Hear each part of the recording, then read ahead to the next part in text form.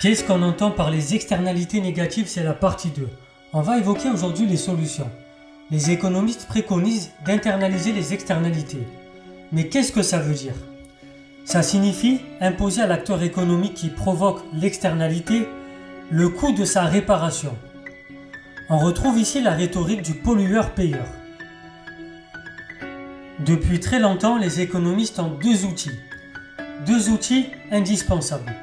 La taxe environnementale, par exemple, on taxe le transport routier selon le nombre de kilomètres parcourus, comme l'a tenté de le faire le gouvernement dans les années 2010, ça a échoué, on l'a vu avec la révolte, ou bien la mise en place de quotas ou de marchés de droits à polluer, qui déterminent des prix de marché pour ces émissions.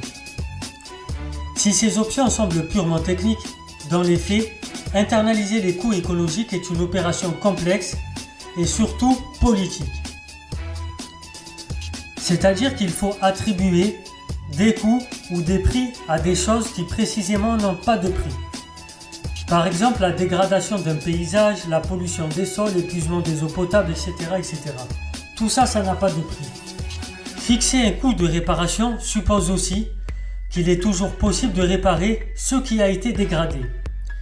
Il est impossible avec cette manière de raisonner de tenir sérieusement compte de certaines irréversibilités, par exemple celle d'un emballement du changement climatique ou encore celle de la disparition définitive d'une partie de la biodiversité.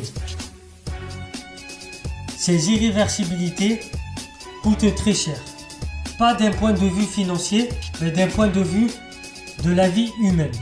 Bien évidemment, quand une biodiversité disparaît, ça impacte l'être humain, d'une manière ou d'une autre. Enfin, parler de ces phénomènes comme des externalités, alors qu'ils deviennent absolument centraux dans nos vies, n'est-il pas un choix très discutable?